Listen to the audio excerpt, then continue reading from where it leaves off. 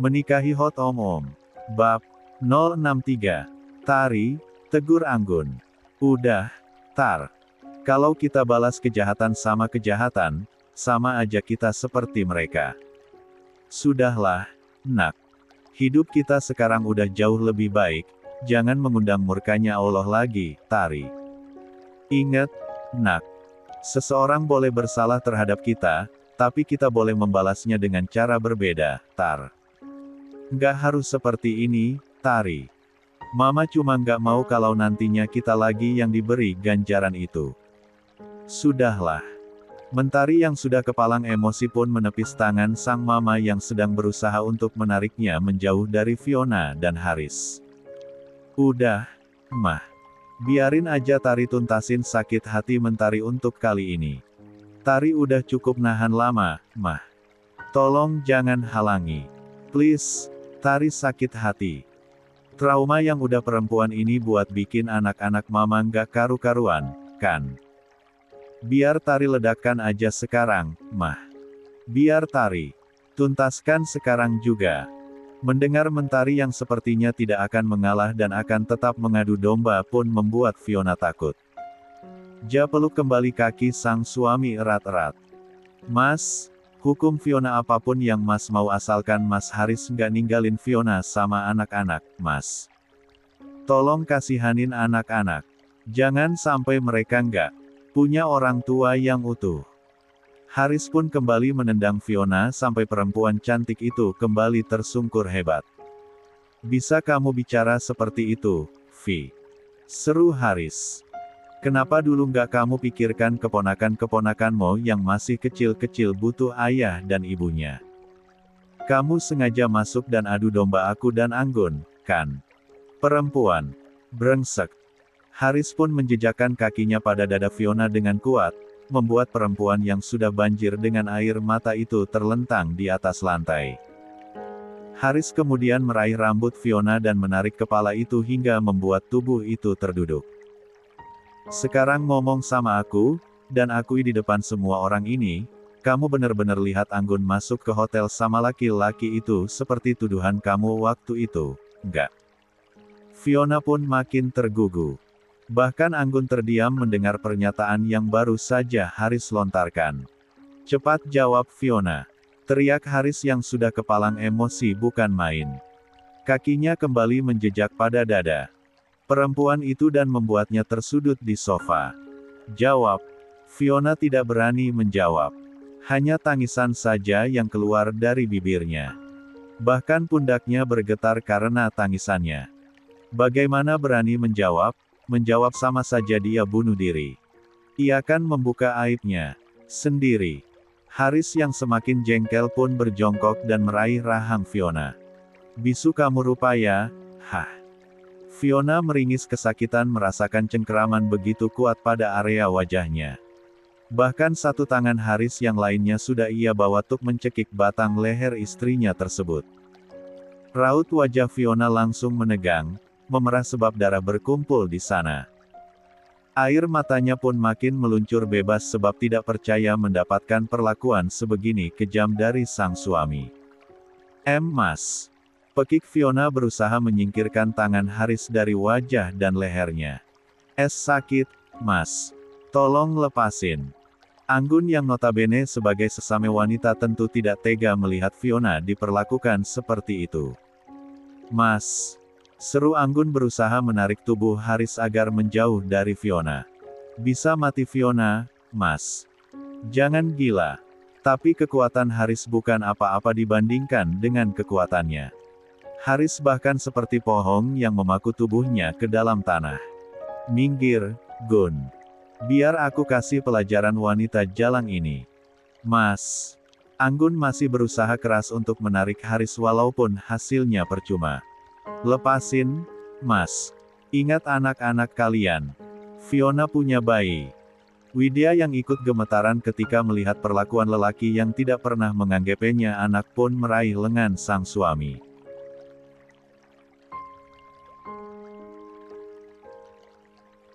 Mas, tolongin Tante Fiona, Mas. Dia bisa mati di rumah ini.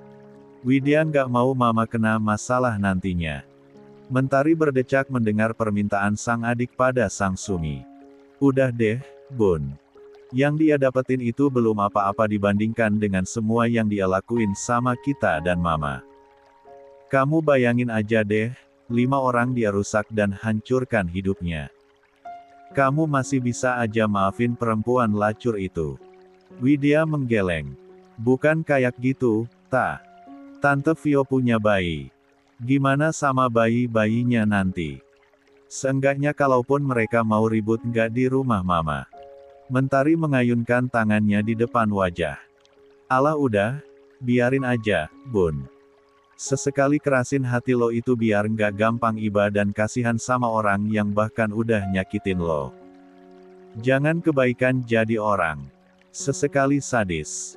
Lo udah ngerasain kalau hidup itu nggak segampang dan sebaik itu. Widya pun berdecak. Tidak lagi mendengarkan ucapan sang kakak yang sepertinya lebih menikmati tindakan kriminal yang terjadi di rumah ibunya. Mas, tolongin Tante Fiona. Dia bisa mati di sini, Mas. Mahesa pun menghela napasnya. Sejujurnya saja ia bisa mengkakukan hatinya untuk apapun yang ia lihat. Terlebih hal tersebut berhubungan dengan istrinya yang jelas-jelas mendapatkan masalah karena ulah Fiona. Perempuan itu jelas membuat Widya tidak benar-benar diakui oleh sang ayah sebagai anak.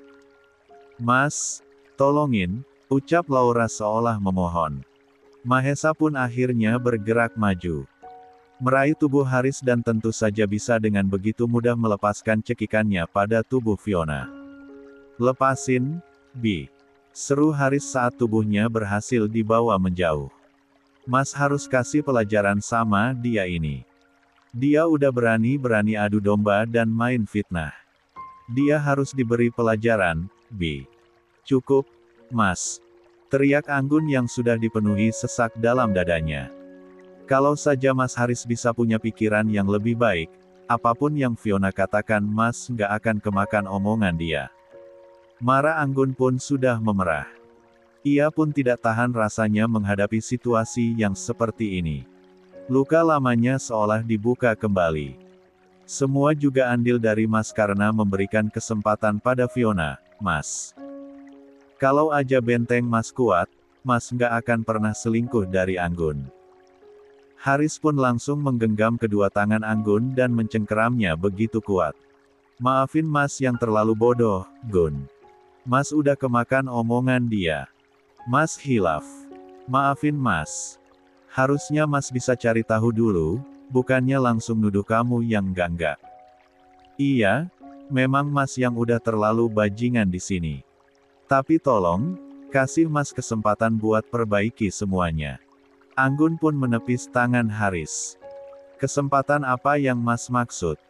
Jangan ngada-ngada, Mas. Haris kembali berusaha meraih tangan mantan istrinya tersebut namun kembali ditepis oleh perempuan itu. Kesempatan untuk memperbaiki semua kesalahan yang udah Mas perbuat, Gun. Mas salah sama kamu dan anak-anak. Ayo kita mulai dari awal. Gila, Mas Gilat. Fiona yang tidak tahan melihat sang suami memohon pada mantan istrinya pun kembali memeluk kaki lelaki yang sudah memberinya 2 anak tersebut. Mas, jangan seperti itu, Mas. Kamu masih punya aku. Aku akan turuti semua yang kamu mau, Mas. Aku mohon, jangan seperti ini. Aku mohon, Mas. Kita punya kembar. Mas tolong jangan seperti ini, Mas. Tolong kasihani anak-anak Mas yang lain, Mas. Mereka masih kecil-kecil. Mereka butuh kasih sayang kita berdua, Mas. Please. Sebisa mungkin Fiona merendahkan harga dirinya demi bisa membuat suaminya kembali padanya. Sekali lagi, bagaimanapun juga sama sekali ia tidak ingin kehilangan Haris. Lelaki itu harus tetap bersamanya. Udah lah, Pak. Talak aja. Buat apa Papa pelihara istri pembohong dan tukang fitnah ini? Nggak satu orang yang dia bikin menderita. Ada 5 orang. Semua anak-anak Papa dan juga Mama. Sebisa mungkin Mentari mendorong Haris untuk membuang perempuan ular itu secepatnya. Ia sudah benar-benar sangat ingin membalas dendam pada wanita perusak rumah tangga orang tuanya tersebut. Diam, Tari. Udah, jangan kamu provokasi papa kamu lagi. Nggak baik, nak. Kasihan kembar. Anggun tentu saja masih memiliki toleransi. Ia bisa merasakan bagaimana kehilangan suami. Bukan berempati pada Fiona, tapi terlebih pada dua putranya yang seharusnya masih bisa mendapatkan kasih sayang. Ia sudah lebih banyak belajar sekarang, bahwasanya kunci hidup tenang adalah keikhlasan. Dan kejahatan tidak perlu dengan kejahatan. Akan sangat melelahkan rasanya jika hidup terus saja berkutat dengan dendam. Memang, luka butuh waktu untuk sembuh. Luka butuh obatnya. Dan bagi Anggun, sudah cukup baginya sekarang. Melihat kebahagiaan anak-anaknya rasanya sudah lebih dari cukup. Anaknya yang tidak kekurangan membuatnya merasa lega. Sungguh, hidupnya yang berantakan kemarin akan ia kubur dalam-dalam, tidak akan pernah ia ulangi lagi. Mah, cukup, Tari. Jangan bantah mama, seru Anggun. Kalau sampai papa kamu itu menceraikan Fiona, itu artinya dia akan mengulangi kebodohannya yang sama. Kamu juga yang akan tanggung dosanya.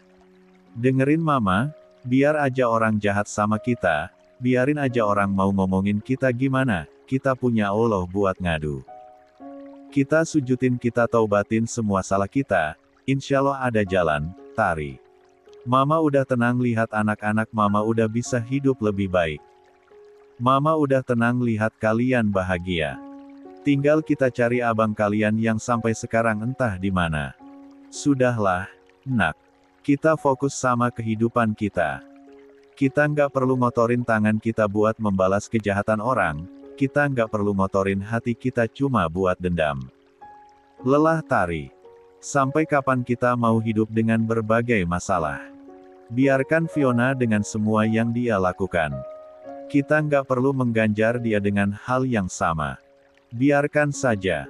Allah Maha Tahu dan Maha membalas setiap semua yang kita lakukan sekecil apapun itu, Tari. Sudah, nak, sudah. Anggun pun meraih tubuh Mentari untuk memeluknya. Mama tahu kamu juga terluka. Mama tahu masa kecil kamu, bahkan sampai sekarang tidak bahagia. Tapi mama nggak bisa mutar waktu untuk menghentikan kejadian ini biar nggak terjadi, Tar. Kita cuma punya masa sekarang dan masa depan untuk berdamai, sayang. Ikhlas, nak. Kunci hidup tenang itu ikhlas. Sholat, zikir, sujud yang lama, mengadu dan terisak sama Sang Pencipta. Kalau kita nggak berusaha ubah hidup kita, gimana Allah mau perbaiki, nak? Tangan Mentari pun terkepal kuat. Hatinya pun meronta. Akhirnya ia terisak menangis terseduh. Sakit hati Tari, Ma. Rasanya Tari nggak ikhlas. Tari rasanya nggak rela masa kecil Tari rusak. Tari bahkan nggak punya kenangan indah masa kecil, Ma.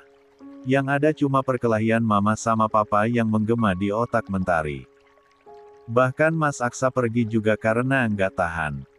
Bahkan Widya nahan semuanya sampai mungkin pengen bunuh diri.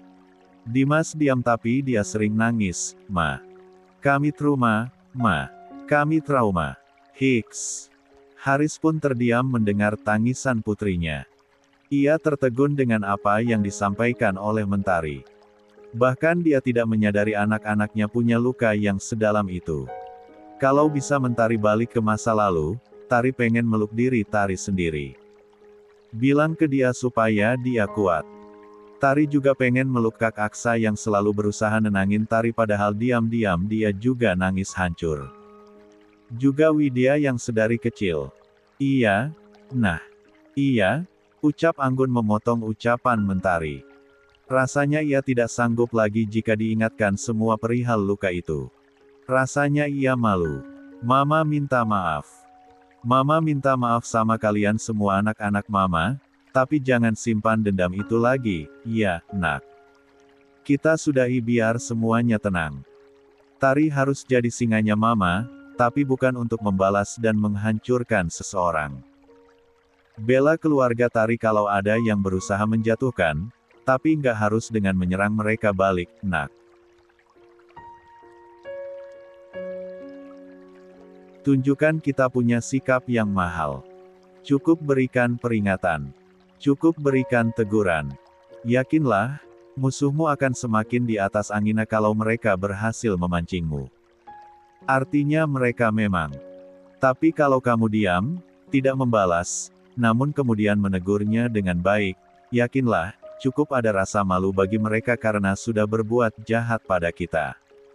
Mentari tetap menggeleng. Tapi tetap ada saja orang-orang yang nggak punya malu, Ma.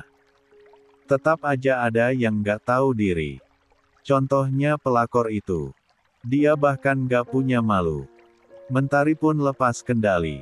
Hatinya memanas. Ia urai pelukan ibunya, langsung menyambar rambut Fiona dan menariknya kuat-kuat sampai pelukannya pada kaki Haris terlepas. Biarlah ia lepaskan sesak di dada yang ia simpan untuk kali ini saja. Biarlah ia kikis batu besar yang menghimpit relungnya selama ini. Gue benci banget sama lo, Fiona. Gue benci sama lo. Teriak Mentari dengan mata yang memerah. Lo anjing. Lo anjing, Fiona. Lo tega sama kita semua. Lo tega. Haris pun bahkan membeku. Membiarkan Mentari menghajar Fiona sedemikian rupa. Bahkan istrinya itu sudah terlentang diduduki dan ditampar berkali-kali. Plak. Ini buat nenek gue yang udah Jo bikin mati. Plak. Ini buat mama gue yang udah lo bikin menderita hidupnya. Tari. Ya Allah, nak, ucap Anggun berusaha meraih tubuh Mentari. Bahkan perempuan itu tidak bisa merengkuh tubuh anaknya yang seolah memiliki kekuatan penuh. Minggir, Ma. Teriak Mentari.